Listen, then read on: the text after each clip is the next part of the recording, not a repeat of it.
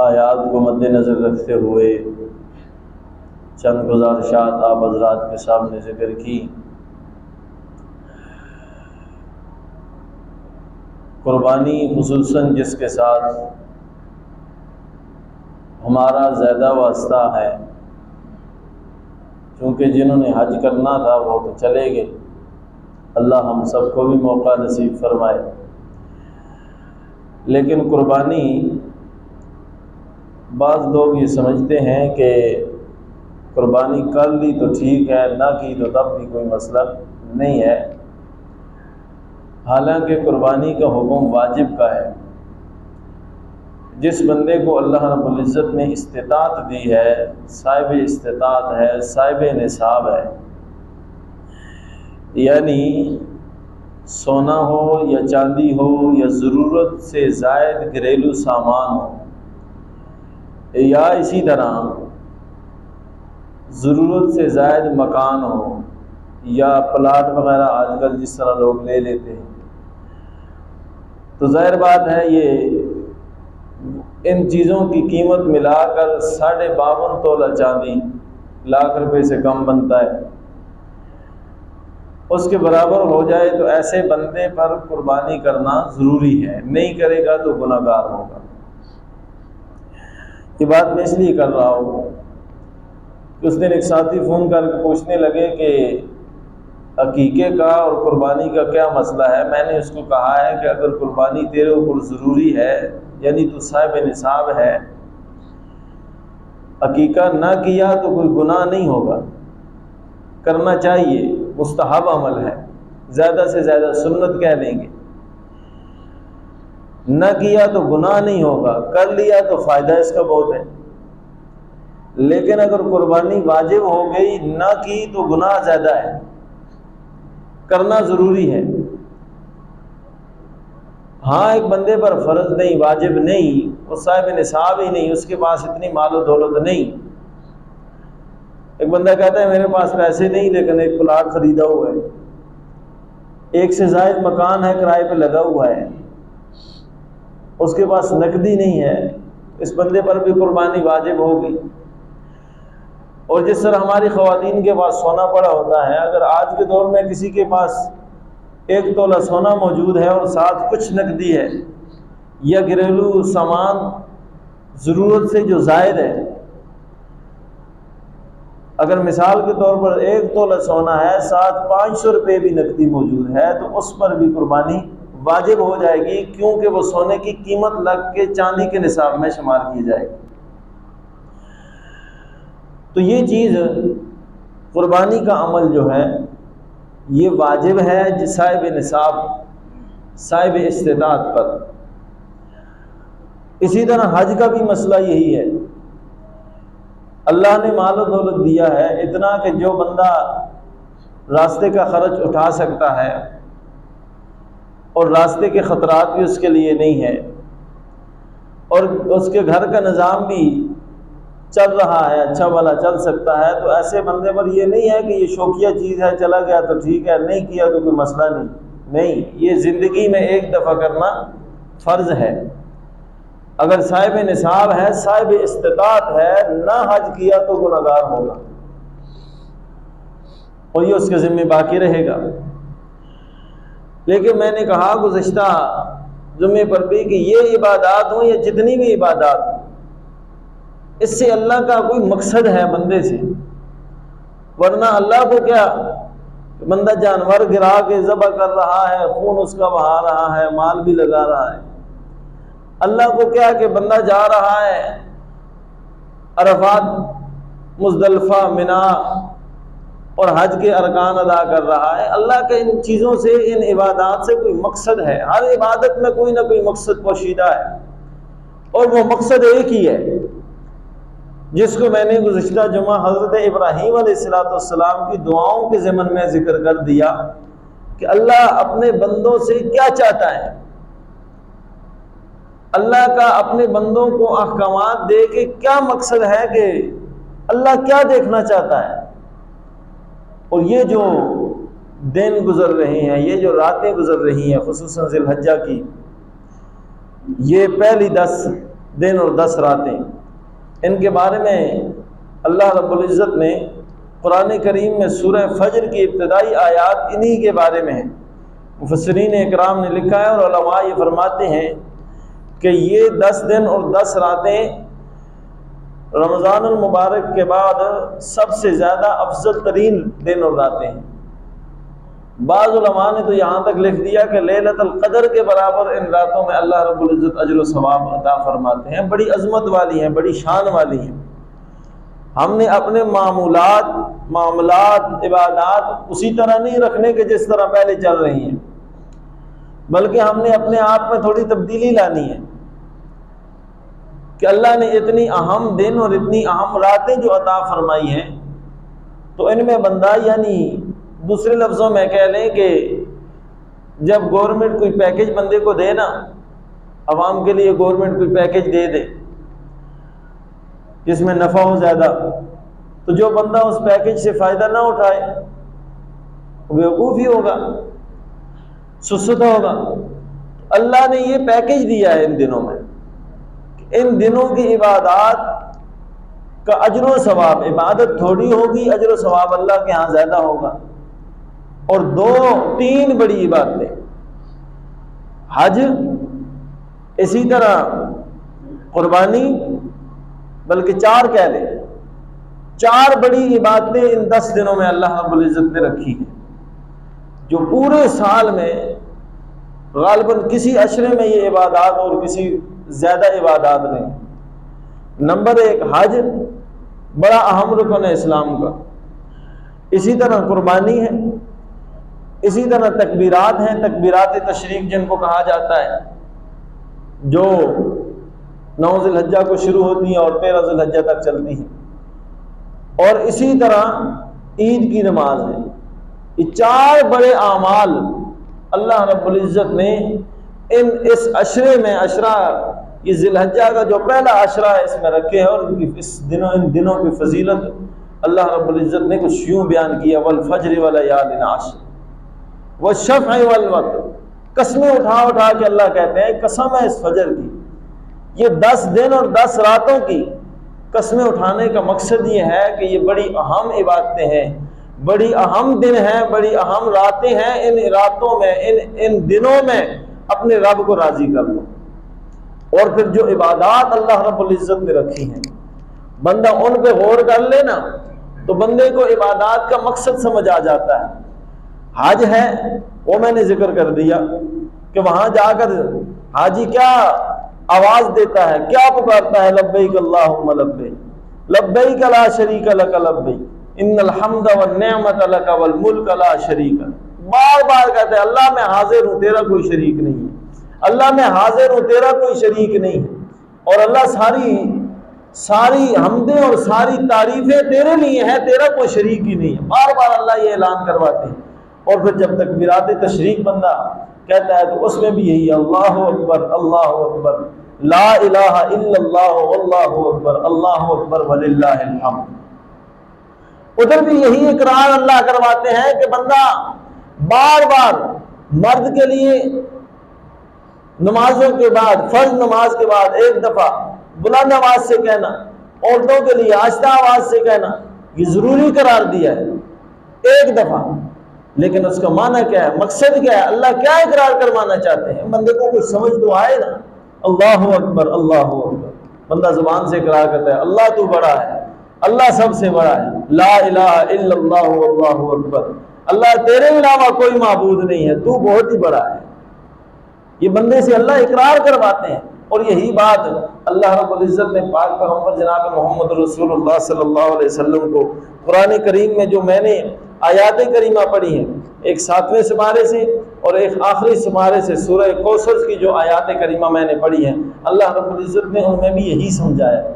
تو کہنے کا مقصد یہ ہے کہ ان 10 دنوں اور 10 راتوں میں جو عبادات ہیں، خصوصاً ویسے بھی توحید جو ہے وہ ایک اہم مسئلہ ہے، بنیادی مسئلہ ہے، لیکن ان 10 دنوں میں خصوصیت کے ساتھ اور اس کی اہمیت بڑھ جاتی ہے، کیونکہ یہ عبادات 4 عبادتیں میں نے گنوائی ہیں، بڑی عبادتیں۔ ایک ہے حج، اس میں بھی یہی ہے تکبیرات اس میں بھی اللہ کی بڑائی ہے اور اللہ کے ساتھ شرک کی نفی ہے، اور اسی طرح قربانی ہے تو قربانی میں بھی اللہ رب العزت نے جو نیت بتائی ہے جناب نبی کریم صلی اللہ علیہ وسلم نے وہ کیا بتائی ہے؟ انی وجہت وجہی للذی فطر السماوات، انی وجہت وجہی للذی فطر السماوات والارض حنیفا وما انا من المشرکین۔ اللہ نبی سے کہلوا رہے ہیں، اقرار کروا رہے ہیں، میرے نبی آپ سکھائیں لوگوں کو یہ کہہ کر انی وجہت وجہی للذی فطر السماوات، میں نے متوجہ کر لیا اپنے چہرے کو کس کی طرف؟ للذی فطر السماوات والارض۔ جب جانور کو بندہ ذبح کرتا ہے نا تو اقرار کرتا ہے کہ یہ میں کس کے نام پر ذبح کر رہا ہوں؟ اللہ کے نام پر ذبح۔ قرب کس کا مقصود ہے؟ پسندیدہ ہونا کس کا مقصود ہے؟ جانور ہے، ویسے تو شریعت کی تعلیمات یہ کہ رحم کرو، لیکن یہاں جب بات اللہ کے حکم کی آ جاتی ہے، حکم آ گیا رب کا کہ اب مال بھی لگایا ہے اس کو اللہ کے راستے میں قربان کرو، اور بندہ وہاں اقرار کرتا ہے زمین و آسمان کے پیدا کرنے والے کی طرف میں متوجہ ہوں، میرا دنیا میں اور کسی کی طرف میری توجہ نہیں ہے، میں تو راضی کرنا چاہتا ہوں تو اسے اللہ کو راضی کرنا چاہتا ہوں۔ یہ مقصد بیان کیا نا، انی وجہت وجہی للذی فطر السماوات والارض۔ قربانی کر رہے ہو تب، نماز پڑھ رہے ہو تب، یہی نیت ہے، یہی ذہن میں ہونا چاہیے کہ میں نماز پڑھ رہا ہوں تو کس کو راضی کرنے کے لیے؟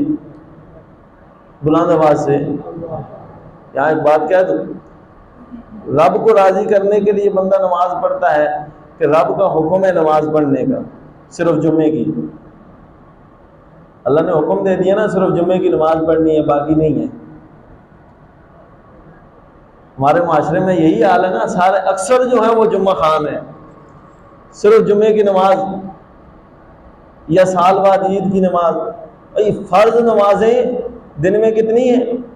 5 اللہ نے فرض کی ہیں، جس طرح جمعے کی نماز فرض ہے اسی طرح فجر کی بھی فرض ہے، اسی طرح ظہر کی بھی فرض ہے، اسی طرح عصر کی بھی فرض ہے، اسی طرح مغرب کی اور اسی طرح عشاء کی بھی فرض ہے۔ فرضیت میں یہ برابر ہے، جس طرح حج فرض ہے نماز بھی، بلکہ آگے قربانی والا عمل آ رہا ہے، قربانی واجب ہے لیکن نماز فرض ہے، فرض کا درجہ واجب سے اونچا ہے، یعنی فرض کو چھوڑنے کا گناہ واجب سے زیادہ ہے، فرض کو چھوڑنے والا گناہگار ہے، انکار کرنے والا کافر ہے، واجب کو چھوڑنے والا گناہگار ہے، انکار کرنے والا کافر نہیں ہوتا۔ بندہ قربانی کا انکار کر دیتا ہے تو کافر نہیں ہوگا، لیکن نماز کا انکار کرنے والا کافر ہو جائے گا۔ اس پہ نہ پیسہ لگتا ہے نہ جو ہے وہ تھکاوٹ ہوتی ہے، لیکن اللہ کا یہ حکم ہم مسلمان کیسے جو ہے چھوڑ دیتے ہیں اور پریشان ہو رہے ہیں کہ ہمارے پاس پیسے نہیں ہیں، نہیں تو ہم حج کے لیے جاتے ہیں۔ یہ اللہ نے، یہ حج سے بھی زیادہ اہم عبادت ہے، یہ روزے سے بھی زیادہ اہم عبادت ہے، یہ زکوٰۃ سے بھی زیادہ اہم عبادت ہے، کلمے کے بعد سب سے بنیادی اور ضروری عبادت ہے تو وہ نماز ہے۔ لیکن مقصد کیا ہونا چاہیے؟ انی وجہت وجہی للذی فطر السماوات والارض حنیفا وما انا من المشرکین۔ اے میرے پاک پیغمبر جناب محمد الرسول اللہ صلی اللہ علیہ وسلم، ان دنیا والوں کو ذرا سکھا دو، نیت سکھا دو۔ نیت کیا کرنی ہے؟ نیت اصل تو دل کے ارادے کا نام ہے، اصل نیت دل کے ارادے کا نام ہے، میں جو عمل کر رہا ہوں کیوں کر رہا ہوں، کیا کر رہا ہوں۔ لیکن زبان کے ساتھ علماء فرماتے ہیں، علماء نے بتا دیا عوام الناس کے لیے کہ زبان کے ساتھ بھی نیت کر لو تاکہ دل اور زبان برابر ہو جائے۔ زبان کے اقرار کی یہ نہیں ہے کہ کوئی وقت نہیں ہے، جب ایمان مجمل پڑھتے ہو تو وہاں کیا پڑھتے ہو؟ آمنت باللہ کما هو باسمائہ وصفاتہ۔ آگے کچھ سبب بھی یاد کر لیں تھوڑا سا۔ آمنت باللہ وملائکتہ، ایمان مجمل کہہ رہا ہوں، آمنت باللہ کما ہوا باسمائہ وصفاتہ وقبلت جمیع احکامہ۔ اقرار باللسان، زبان کے ساتھ اقرار کرتا ہوں، وہ تصدیق بالقلب، اور دل کے ساتھ کیا کرتا ہوں؟ تصدیق کرتا ہوں۔ تو زبان کے ساتھ یہ سکھایا میرے پروردگار نے کہ میرے نبی کو، انی وجہت وجہی للذی فطر السماوات والارض حنیفا وما انا من المشرکین۔ اے پیغمبر آپ کہہ دو کہ قربانی والا عمل ہو، نماز والا عمل ہو، زکوٰۃ والا عمل ہو، حج والا عمل ہو، دنیا کی کوئی عبادت ہو، اس میں مقصد یہ ہے کہ میں رب کو راضی کرنے کے لیے کر رہا ہوں۔ وما انا من المشرکین، میں شرک کرنے والوں میں سے نہیں ہوں۔ اس لیے کہ عبادت کے اندر، کسی عمل کے اندر اگر اللہ کے علاوہ کسی اور کا تقرب نیت میں آ جائے تو یہی شرک بن جاتا ہے۔ اس لیے وضاحت فرمایا، ورنہ یہاں کیا جوڑ بنتا ہے کہ میں نیت کرتا ہوں اللہ کو راضی کرنے کے لیے یہ جانور ذبح کرتا ہوں، یا میں اللہ کو راضی کرنے کے لیے جس نے زمین و آسمان کو بنایا اس کو راضی کرنے اس کی طرف متوجہ ہو کہ میں نماز پڑھتا ہوں اور میں مشرک نہیں ہوں۔ کیا جوڑ بنتا ہے؟ یہی جوڑ بنتا ہے کہ میں اللہ کو راضی کرنے کے لیے یہ عبادت کر رہا ہوں اور میں اس عبادت میں اللہ کے علاوہ کسی اور کا تقرب فلاں مجھ سے راضی ہو جائے، میں فلاں کے نام پر یہ جانور ذبح کر رہا ہوں، یا میں فلاں بزرگ کے نام پر یہ جانور ذبح کر رہا ہوں، اور مانتے بھی ہیں کہ فلاں بزرگ بڑے اللہ والے ہیں۔ مثال کے طور پر شیخ عبد القادر جیلانی رحمہ اللہ متفقہ تمام امت کے نزدیک بزرگ ہیں، اللہ والے ہیں، بزرگ ہستی ہیں، ان کی تعلیمات پڑھی جائیں تو سمجھ آتی ہیں کہ وہ کیوں بزرگ ہیں۔ اللہ کو بھی وہ بزرگ پسند ہے جو موحد ہو، اللہ کو بھی وہ بزرگ پسند ہے جو موحد ہو، مشرک اللہ کو پسند نہیں ہے۔ سب سے زیادہ غصہ اللہ کو مشرک کی طرف آتا ہے۔ بزرگ تو ہیں، اب کیوں ان کے نام کا بعض ہیلا کر دیتے ہیں، نہیں جی ہم تو یہ چاہتے ہیں ان کو اصحال ثواب، ان کو اصحال ثواب کی، ہمیں زیادہ ثواب کی ضرورت آ گئی ہے یا بزرگوں کو زیادہ ضرورت آ گئی ہے؟ جی ہم حضرت حسین کے نام کی نیاز ان کے نام کی تو نہیں کرتے، ان کو ثواب پہنچانے کے لیے، ان کو خوش کرنے کے لیے کرتے ہیں۔ یہ بہانہ ہوتا ہے، یہ بہانہ ہوتا ہے۔ تو بھائی تقرب تو مقصود ہو گیا نا، تقرب تو ہو گیا نا ان کو راضی کرنے کے لیے، حالانکہ عبادت کس کو راضی کرنے کے لیے کی جاتی ہے؟ اللہ کو راضی کرنے۔ یہی پیغمبر سے اللہ نے اعلان کروایا، اور یہی بات سورہ کوثر میں جب اللہ نے اپنے نبی کو فرمایا نا، انا اعطیناک الکوثر، اے میرے پاک پیغمبر جناب محمد رسول اللہ صلی اللہ علیہ وسلم، انا اعطیناک الکوثر، ہم نے آپ کو خیر کثیر عطا کر دی، ہم نے آپ کو کوثر عطا کر دی۔ مختلف علماء نے معنی کیا، تفصیل کا وقت نہیں ہے۔ پھر فرمایا جب ساری کی ساری خیر، ساری کی ساری بھلائیاں ہم نے آپ کو دے دی، اب آپ کا کام کیا ہے؟ آپ سے ہمارا مطالبہ کیا ہے؟ اللہ کہتے ہیں میرے محبوب میں نے ساری خیریں تجھے دے دی، اب تجھ سے مطالبہ کیا کرتا ہوں؟ فَصَلِّ لِرَبِّكَ وَانْحَرْ، فَصَلِّ لِرَبِّكَ وَانْحَرْ، جب دینے والا میں ہوں، خیر کثیر کس نے دی؟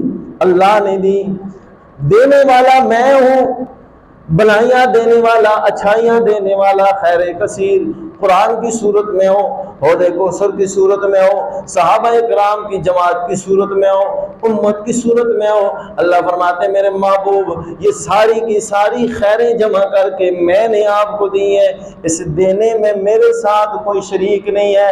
تو جو تیری طرف سے عبادت آئے، چاہے وہ نماز ہی کیوں نہ ہو، چاہے وہ قربانی کیوں نہ ہو، اس کے اندر بھی کوئی شریک، جب دینے میں میرے ساتھ کوئی شریک نہیں ہے تو پھر جب تم مجھے میرے لیے عبادت کرو، تم عبادت کرو تو اس عبادت میں بھی کوئی شریک نہیں ہونا چاہیے، کسی کا تقرب مقصود نہیں ہونا چاہیے۔ فرمایا فَصَلِّ لِرَبِّكَ وَانْحَرْ، اے میرے محبوب خیر کثیر ہم نے دے دی، اب فصل نماز پڑھ، لربک کس کے لیے؟ خالص رب کے لیے، خالص رب کو راضی کرنے کے لیے۔ اللہ کے نبی تو خالص رب کو راضی کرنے کے لیے ہی نماز پڑھتے تھے۔ مقصود کیا تھا؟ امت کو سمجھانا کہ تم بھی اگر نماز پڑھو یا تم بھی اگر کوئی بھی عمل کرو، قربانی اور نماز کا خصوصی طور پر ذکر ہے نا، کوئی بھی عمل کرو تو اس میں مقصود کیا ہونا چاہیے؟ اللہ کو راضی کرنا ہونا چاہیے۔ کیوں؟ ہم جو قربانی کریں گے، خون بہائیں گے جانوروں کا، اللہ اس کے ذریعے گوشت عطا کریں گے، وہ گوشت ہمیں ملے گا، تو اللہ کا مقصد کیا ہے؟ ہم سے گوشت لینا ہے؟ نہیں، قرآن نے صاف اس بات کو بیان کر دیا، لَن يَنَالَ اللَّهَ لُحُومُهَا وَلَا دِمَاؤُهَا وَلَٰكِن يَنَالُهُ التَّقْوَىٰ مِنكُمْ۔ اے ایمان والو، اللہ کو ہرگز تم سے گوشت مطلوب نہیں ہے، تم سے خون مطلوب نہیں ہے۔ اللہ تم سے کیا چاہتے ہیں؟ تقوی اختیار کرو، ڈر اختیار کرو، اللہ کے ساتھ محبت کرو۔ اور یہی اللہ نے حج کا مقصد بھی ذکر کیا، یہی اللہ نے حج کا مقصد بھی ذکر کیا اور فرما دیا جب حج پہ جاؤ زاد راہ اختیار کرو، خرچہ اپنے پاس رکھو۔ ہم نے وہاں دیکھا ہے نا کہ جو خصوصاً ہمارے پاکستانی لوگ اور مصر کے لوگ، یہ قرآن کا حکم صاف سمجھ کب آتا ہے بندے کو؟ اللہ نے حکم دیا ہے ایمان والو حج کرو، اور حج کے لیے زاد راہ یعنی خرچہ اپنے پاس رکھو۔ سب سے بہترین زاد راہ تقوی ہے۔ اور علماء یہاں مانا کرتے ہیں کہ وہاں جا کے ہاتھ نہ پھیلاؤ، یہ نہیں ہے کہ محبت یہاں سے نکل پڑے اور راستے میں پھر جو ہے وہ وصولیاں کرتا رہا بندہ کہ میں حج کے لیے جا رہا ہوں، میرے پاس خرچہ کم ہو گیا، مجھے خرچہ دو، نہیں۔ اور وہاں یہ چھینا جھپٹی خصوصاً ہمارے لوگ وہاں جا کر بہت زیادہ کرتے ہیں، اللہ ہمیں اس سے معاف فرمائے۔ اللہ نے پہلے اس کی وضاحت فرما دی کہ زاد راہ اپنا خرچہ جو ہاں تحفہ ملے تو وہ لے لو، لینے میں کوئی حرج نہیں ہے، لیکن چھینا جھپٹی یا مانگنا کسی سے، اس سے اللہ رب العزت ہم سب کو محفوظ کرے۔ تو ساری عبادات کا محور، ساری عبادات کا مقصد صرف اور صرف کس کے لیے؟ اللہ کے لیے۔ بنیاد ساری عبادات کی یہ ہے، خصوصاً ان دنوں کے اندر کہ بندہ بار بار تکبیرات کہتا ہے۔ دیکھیں عید کی نماز کے اندر جب بندہ عید کی نماز پڑھتا ہے تو اس میں بھی اللہ نے 6 تکبیریں، وہ بھی کیا ہے؟ زائد جو عبادت کر دی، اللہ اکبر اللہ اکبر اللہ اکبر، 6 دفعہ اللہ اکبر بندہ زیادہ کہتا ہے۔ یہ اللہ سبق سکھانا چاہتے ہیں کہ بندے کے ذہن میں یہ پختہ عقیدہ دل میں بیٹھ جائے کہ بڑا ہے تو وہ ہے، کام کرنے والا وہ ہے، اور میری ساری عبادات ہیں تو صرف کس کے لیے؟ اللہ ہی کے۔ اور قرآن نے دوسرے مقام پر بھی کہا نا، ان صلاتی و نسکی و محیای و مماتی للہ رب العالمین۔ اے میرے محبوب جناب محمد رسول اللہ صلی اللہ علیہ وسلم، آپ ان کو بتا دیجئے میں جو عبادت کر رہا ہوں، میں جو نمازیں پڑھ رہا ہوں، میں جو قربانی کر رہا ہوں، میری جو زندگی ہے یا میری جو موت ہے، قرآن کا معنی کہ قل ان صلاتی و نسکی و محیای و مماتی للہ رب العالمین۔ اے پیغمبر آپ کہہ دیجئے میری نمازیں، میری قربانیاں، میری قربانی، اور وہ محیا یا میری زندگی، وہ مماتی میری موت ہے تو صرف کس کے لیے؟ اللہ کے لیے۔ یہ اللہ کے لیے ہے، اس لیے کہ جہانوں کو پالنے والا جو وہ ہے۔ تو یہ دن جو اللہ نے ہمیں عطا کی ہے، یہ اللہ کی خاص رحمت ہے کہ عبادات کے دن اللہ نے ہمیں زندگی میں ایک دفعہ پھر موقع دے دیا۔ تو ان دنوں کے اندر کثرت سے عبادت، اور زیادہ عبادت ان دنوں کے اندر کیا ہے؟ پہلا کلمہ طیبہ لا الہ الا اللہ محمد رسول اللہ، تیسرا کلمہ، اور اسی طرح یہ تکبیرات اللہ اکبر کی صدائیں، یہ اللہ کو یہ ادائیں اتنی پسند ہے، اسی لیے پاک پیغمبر جناب محمد رسول اللہ صلی اللہ علیہ وسلم کی حدیث میں آیا نا، یہ بندہ جب یہ تلبیہ کہتا ہے، شوق کے ساتھ کہتا ہے، اپنے آپ کو حاضر کر لیتا ہے، اور حضور صلی اللہ علیہ وسلم نے حکم بھی دیا نا، جو بندہ قربانی کا ارادہ رکھے تو اس کو چاہیے کہ وہ جب ذی الحجہ کا مہینہ شروع ہو جائے تو وہ اپنے ناخن بال، یعنی اپنے آپ کو، مقصد کیا ہے کہ اپنے آپ کو حجاج اکرام کے ساتھ ان کے مشابہ کر دیں، کہ حالت احرام میں حاجی جو ہے وہ نہ ناخن کاٹ سکتا ہے نہ بال کاٹ سکتا ہے، تو بندہ بھی ان دنوں میں اپنے آپ کو ان کی مشابہت اختیار کر لے کہ یہ بندہ قربانی کرے گا رب کے لیے، تو اللہ کا حکم ہے آ گیا۔ اب ویسے تو بال کاٹنا، اپنے آپ کو صفائی صفائی کا اہتمام کرنا یہ زیادہ ثواب کا کام ہے، لیکن یہاں اللہ کا حکم آ گیا اور حجاج کرام کے لیے حکم آ گیا ان دنوں اگر تمہارے بالوں کے اندر جوئیں بھی پڑ جائیں تو اسے بھی مارنے کی اجازت نہیں ہے۔ رب کا حکم ہے، رب کو یہ ادائیں پھر پسند آتی ہیں۔ رب بندے سے چاہتا یہی ہے، میں کہوں بندے کو کہ تو نے صفائی اختیار کرنی ہے، بندہ اپنے آپ کو صاف ستھرا رکھے، اور رب اگر حکم دے دے کہ اب تم نے ان دنوں کے اندر نہ بال کاٹنے ہیں نہ ناخن کاٹنے ہیں، یا جسم کے اندر اگر کوئی جو وغیرہ بھی بالوں کے اندر پڑ جائے نہیں اس کو مارنا، رب دیکھنا یہ چاہتے ہیں کہ میرا بندہ میرے حکم کو کتنا مانتا ہے۔